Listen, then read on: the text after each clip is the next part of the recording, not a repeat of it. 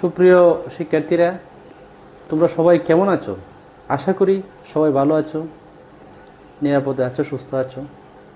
Online শিক্ষা কার্যক্রমে মৌলানা Asad degree college কর্তৃক আয়োজিত অনলাইন ক্লাসে প্রথমেই তোমাদেরকে স্বাগত জানাচ্ছি। আজকে তোমাদের সামনে ধারাবাহিকভাবে অনলাইন যে ক্লাসটি নিয়ে এসেছি, উচ্চ মাধ্যমিক রসায়ন দ্বিতীয় পত্রের পরিবেশ রসায়নের একটি টপিকস। গত দুটি ক্লাস পরিবেশ রসায়নের দুটি টপিকস নিয়ে তোমাদের সামনে আমি আলোচনা করেছি। সেই দুটি টপিকস ছিল মূলত আমরা জানি যে এই অধ্যায়ে বিভিন্ন গ্যাসের সূত্র রয়েছে। এই গ্যাসের সূত্রের কয়েকটি সূত্রের মধ্যে শুধুমাত্র গত দুটি ক্লাসে আমি তোমাদেরকে বয়েলের সূত্র কিভাবে তার বিবৃতি কিভাবে প্রতিপাদন করা হয় এবং তার গাণিতিক যে সমস্যা রয়েছে সেগুলো সমাধান আমি দুটি ক্লাসে দেখিয়েছি। তার যে গ্রাফিক্যাল যে কিছু লেখচিত্র আসে সেগুলো তোমাদেরকে বুঝিয়ে দেওয়ার চেষ্টা করেছি। আজকে তোমাদের সামনে যে বিষয়টি আলোচনা করব, পরিবেশ রসায়নেরই আমরা রসায়ন দ্বিতীয় পত্রের সেই টপিকসটা হচ্ছে চার্লসের সূত্র।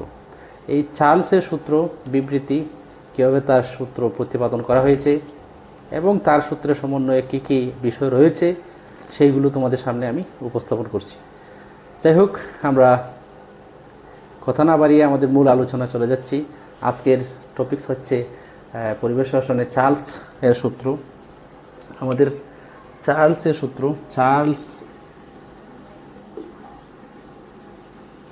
চার্লসের সূত্র। এই চার্লস একজন বিজ্ঞানী। এই চার্লসের সূত্রটা কি আসলে? চার্লসের সূত্র মূলত আমাদের যে বিজ্ঞানী 1787 সালে তিনি সূত্রটা প্রতিপাদন বা উপস্থাপন পরীক্ষামূলক গবেষণায় প্রমাণ করেছেন। সেই সূত্রটা হচ্ছে নিম্নরূপ, যে সেই সূত্রটা হচ্ছে আমাদের স্থির চাপে, সূত্রের বিবৃতি যদি বলি স্থির চাপে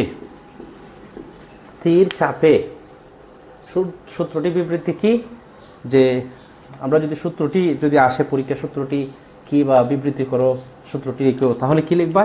যে স্থির চাপে নির্দিষ্ট ভরের কোনো গ্যাসের আয়তন এর পরম তাপমাত্রা বা কেলভিন তাপমাত্রা সমানুপাতিক।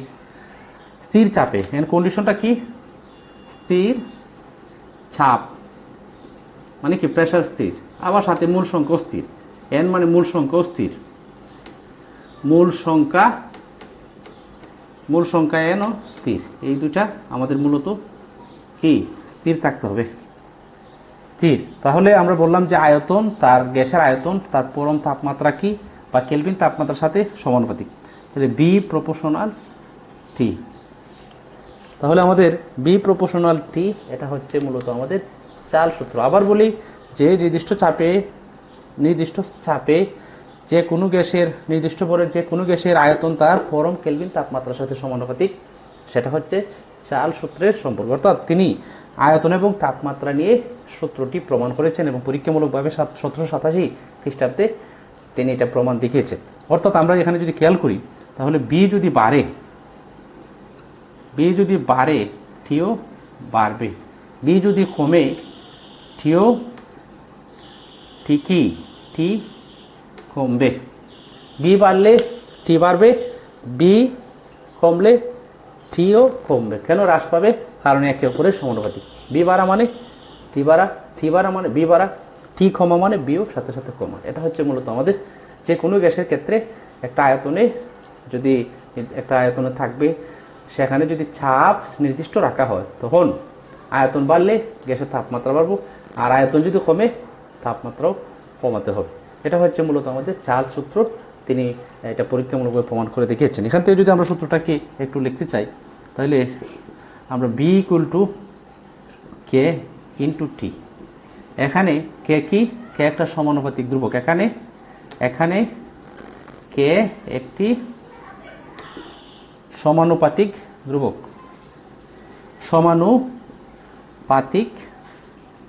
ধ্রুবক, এটা হচ্ছে মূলত আমাদের চাল সূত্র অনুসারে আমরা আচ্ছা লিখতে পারি এটা কে একটা সমানুপাতিক ধ্রুবক। এখান থেকে আমি যদি একটু বলি যে বা B by T equal to K, এটা আমরা লিখতে পারি B by T equal to কে।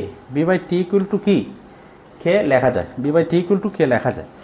এখন এটা যেহেতু B by T equal to K লেখা যায়, তাহলে আমরা এই তত্ত্বটাকে আমরা তীরটাকে কাজে লাগে, তার সূত্রটাকে কাজে লেগে আমরা একটা গ্যাসের আমরা যদি দেখি যে এর নির্দিষ্ট পরিমাণের গ্যাস যদি তাপমাত্রা T1 নেওয়া হয়, তখন তার তাপমাত্রা যদি T1 নেওয়া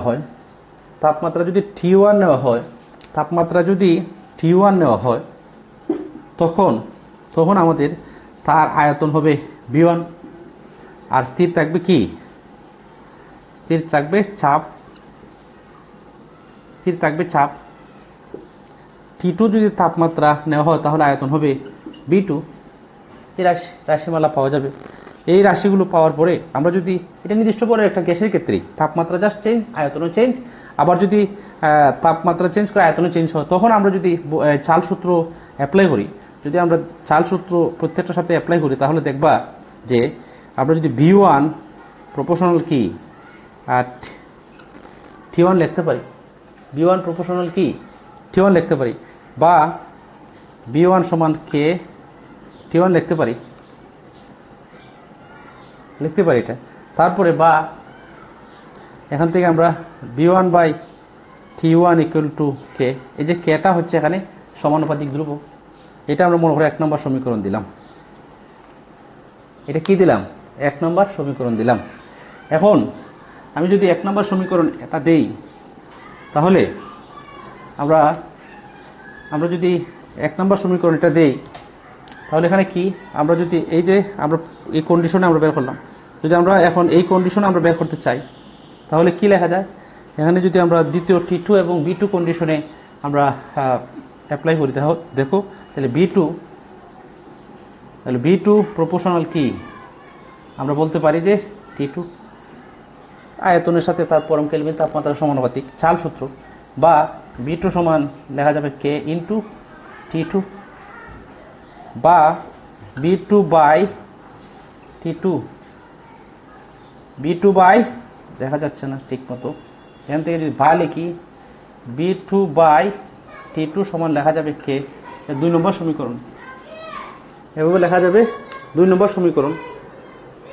আমরা যদি এইভাবে একাধিক তাপমাত্রা একাধিক আয়তনের সাপেক্ষে সমীকরণ দেখি, তাহলে দেখবা অনুরূপভাবে আমরা যদি আরো খেয়াল করি, অনুরূপভাবে যদি দেখি, আমরা যদি Vn বাই Tn পর্যন্ত নেই, তাহলে কে আসবে, তাহলে কি ডান পক্ষ ধ্রুবই আসবে।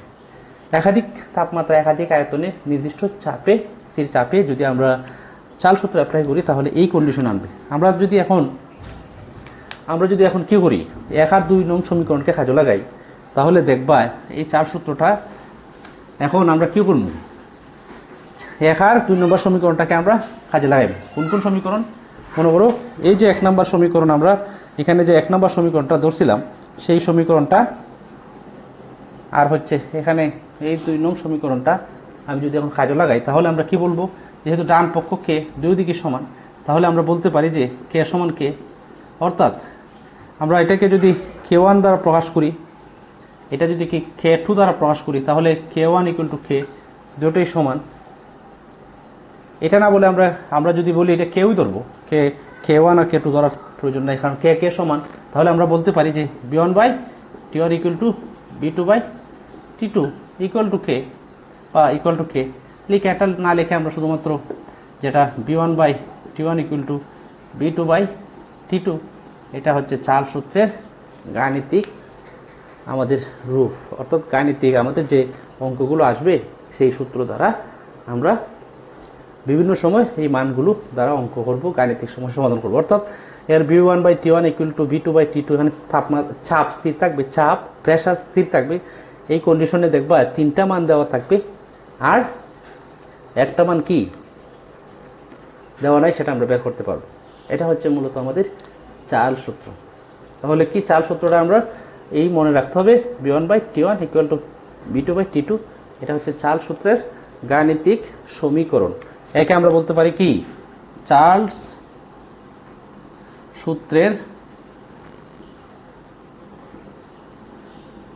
গাণিতিক সমীকরণ।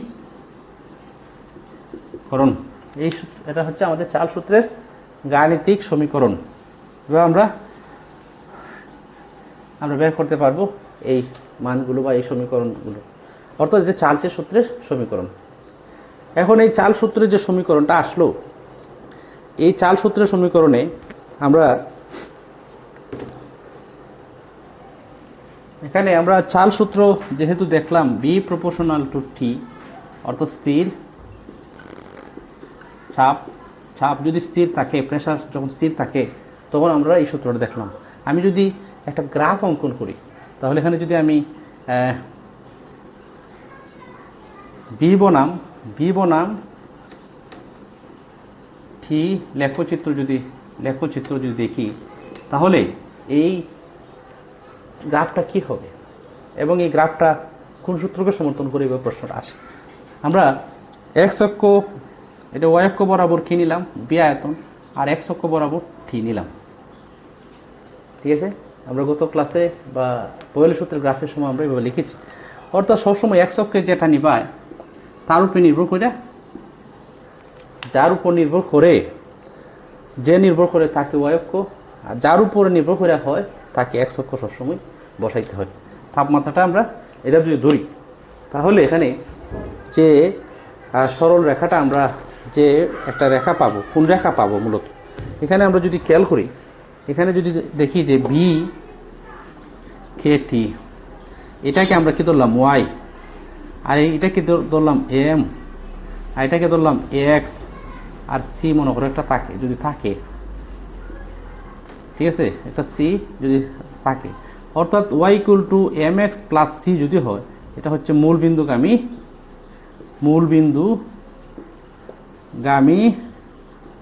সরল রেখার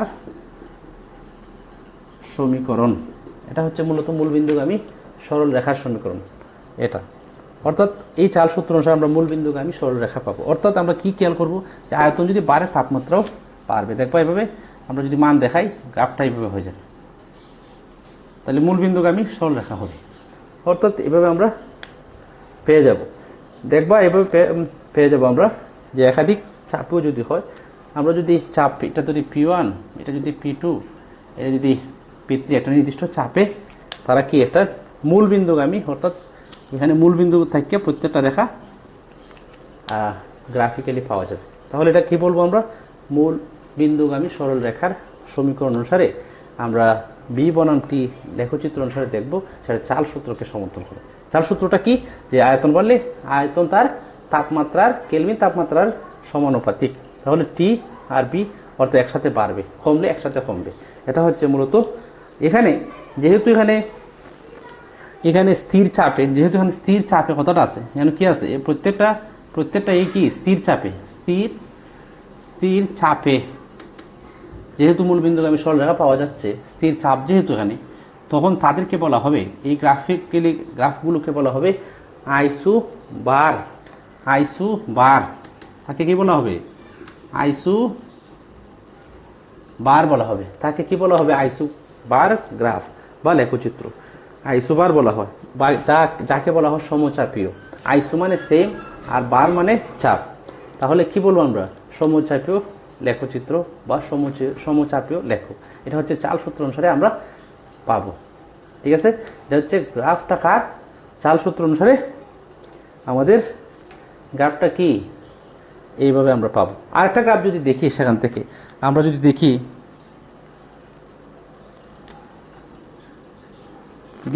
বি বাই টি বনাম টি লেখচিত্র যদি দেখি, তাহলে খেয়াল করলে দেখবা, এদিকে যদি টি দেই আর এদিকে যদি বি বাই টি দেই, তাহলে কি হবে, আমরা দেখবা যে এখানে যদি সমীকরণটা দাঁড় করাই, আমরা খেয়াল করব যে আমরা যদি এই সমীকরণটাকে এখানে যদি আনি, খেয়াল করব যে বি সমান কে টি, বা কি বি বাই টি সমান হলো কে। কে একটা ধ্রুবক, এটা কি, এটা একটা ধ্রুবক রাশি। তাহলে আমরা যদি অনুপাত অনুসারে আমরা খেয়াল করি যে এখানে যদি খেয়াল করি যে টি বাড়ার সাথে সাথে টি শুধুমাত্র বাড়বে নির্দিষ্ট মানে, টি বাড়বে, কিন্তু বি বাই টি এর মান বাড়বে না, কারণ বি বাই টি এর মান ধ্রুব থাকবে। এই জন্য আমরা এক্স অক্ষের সমান্তরাল রেখা পাবো। মানে কি, এক্স অক্ষের সমান্তরাল পাবো, সমান্তরাল রেখা পাওয়া যাবে, সমান্তরাল রেখা পাওয়া যাবে, এক্স অক্ষের সমান্তরাল রেখা এখানে পাওয়া যাবে। এটা হচ্ছে মূলত আমাদের আর একটা গ্রাফ। এইভাবে আসলে বলবা যে এগুলো কি বি বাই টি, বি আর টি যদি সম্পর্ক অনুসারে গ্রাফগুলো আসে, তাহলে সহজে আমরা কোন সূত্রকে সমর্থন করে এই গ্রাফগুলো সহজে আমরা বলে দেবো যে এটা কি চাল সূত্রকে সমর্থন করে, এবং চাল সূত্রের এই চিত্র অনুসারে এই সূত্রের গাণিতিক প্রকাশ, গাণিতিকভাবে প্রতিপাদন করো, তাহলে আমরা কিসের প্রতিপাদন লিখবো, চাল সূত্রের প্রতিপাদন লিখবো। ঠিক আছে, এগুলো হচ্ছে আমাদের চাল সূত্রের লেখচিত্র, এবং এগুলো থেকে আমরা চাল সূত্রটা সহজেই জানতে পারবো এবং চিনতে পারবো যে কোন সূত্র থেকে এই গ্রাফটা আসছে। এখন সেই সময়ের সমসাময়িক বিজ্ঞানী চার্লস তো 1787 খ্রিস্টাব্দে তিনি তার পরিশ্রমের গবেষণার ফলে চার্লস আয়তন এবং তাপমাত্রার সাথে একটা সম্পর্ক স্থাপন করেছেন। এই সম্পর্ক অনুসারে আমরা গাণিতিক প্রতিপাদন দেখলাম, সমীকরণ দেখলাম। এই সমীকরণ সাপেক্ষে সামনের ক্লাসে আমি তোমাদেরকে গাণিতিক যে সমস্যা রয়েছে সেগুলো সমাধান দেখাবো। তারপরেও এখানে আরেকটা ফরাসি বিজ্ঞানী, একজন ফরাসি বিজ্ঞানী, তার সমসাময়িকী 1800, তাহলে আমি কি বললাম যে তার সমসাময়িক যে বিজ্ঞানী গে লুসাক, ফ্রান্সের বিজ্ঞানী গে লুসাক, তিনি 1802 সালে তিনি একটা চাপের চাপের সূত্র, বা আমাদের যে তিনিও সেই সময় একটা সূত্র আয়তন তাপমাত্রার সাথে একটা সূত্র আবিষ্কার করেছিলেন। তিনি অনেক পরিশ্রম এবং তার যে অক্লান্ত পরিশ্রমের ভিত্তিতে সেই সূত্র তিনি প্রতিপাদন করেছিলেন। পরে তার প্রমাণিত অনুসারে 1802 সালে একটা যুগান্তকারী সিদ্ধান্ত এবং প্রমাণিত রূপে তিনি এক সূত্রের সিদ্ধান্ত উপনীত হন। সেটা সূত্রটা হচ্ছে এভাবে যে এটা কার সূত্র, বিজ্ঞানী গে লুসাকের সূত্র। এখন কি আমরা মূলত কার সূত্র পড়ব, বিজ্ঞানী গে লুসাকের সূত্র। কিন্তু প্রথমে আমরা চার্লস সূত্র আমরা চার্লস সূত্র 1787 সালে সূত্রটা চার্লস প্রথমে সূত্রটা আয়তন এবং তাপমাত্রার সাথে দিয়েছে বলে তার সম্মানার্থে তাকে আমরা চার্লস সূত্রই বলে থাকি। গে লুসাক কিভাবে সূত্রটা দিয়েছেন, যে স্থির চাপে নির্দিষ্ট ভরের গ্যাসের আয়তন প্রতি ডিগ্রি সেলসিয়াস তাপমাত্রা বৃদ্ধি বা হ্রাসের দরুন তার মান 0 ডিগ্রি সেলসিয়াস তাপমাত্রার নির্ণীত আয়তনের যথাক্রমে 1/273 ভাগ হারে হ্রাস বা বৃদ্ধি বা হ্রাস পাবে। এটা হচ্ছে তার সূত্র। স্থির চাপে নির্দিষ্ট ভরের গ্যাসের আয়তন প্রতি ডিগ্রি সেলসিয়াস তাপমাত্রা বৃদ্ধি বা হ্রাসের ফলে যে তার মান 0 ডিগ্রি সেলসিয়াস তাপমাত্রা যে একটা নির্ণীত আয়তন ধরা হয়েছে, সেই আয়তনের সাপেক্ষে 1/273 ভাগ হারে বৃদ্ধি বা হ্রাস পায়। সবাই এইটা আমার ভিডিওটাকে একটু আটকে দিয়ে এই সূত্রটা খাতায় লিখে নেব। লিখার পর আমি সূত্রটাকে আবার আমি বিবৃতি আকারে আমি কিভাবে যে 0 ডিগ্রি সেলসিয়াস তাপমাত্রা যে মান একটা আছে, 0 ডিগ্রি সেলসিয়াস তাপমাত্রায় তার যে একটা নির্ণীত আয়তনের মান, সেইটাকে তুলনা করে আমরা লিখব। অর্থাৎ আমি যদি এখন লিখি যে 0 ডিগ্রি সেলসিয়াস তাপমাত্রায় 0 ডিগ্রি সেলসিয়াস তাপমাত্রায় 0 ডিগ্রি সেলসিয়াস তাপমাত্রায় 0 ডিগ্রি সেলসিয়াস তাপমাত্রায় নির্দিষ্ট ভরের গ্যাসের আয়তন, ওই গ্যাসের আয়তন নির্দিষ্ট ভরের গ্যাসের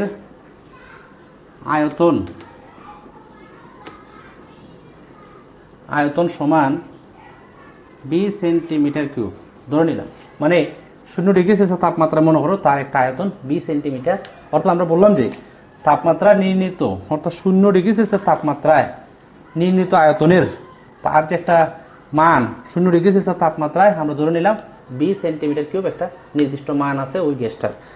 তাহলে আমাদের 0 ডিগ্রি সেলসিয়াস তাপমাত্রায় নির্দিষ্ট ভরের গ্যাসের আয়তন হচ্ছে বি সেন্টিমিটার কিউব। এখন আমি যদি 1 ডিগ্রি সেলসিয়াস তাপমাত্রা বৃদ্ধির ফলে 1 ডিগ্রি সেলসিয়াস তাপমাত্রা বলা হয়েছে যে 1 ডিগ্রি সেলসিয়াস তাপমাত্রা বৃদ্ধি বা হ্রাসের ফলে, অর্থাৎ কি তাপমাত্রা 1 ডিগ্রি সেলসিয়াস তাপমাত্রা বৃদ্ধির ফলে গ্যাসের আয়তন বৃদ্ধি কত হবে? গ্যাসের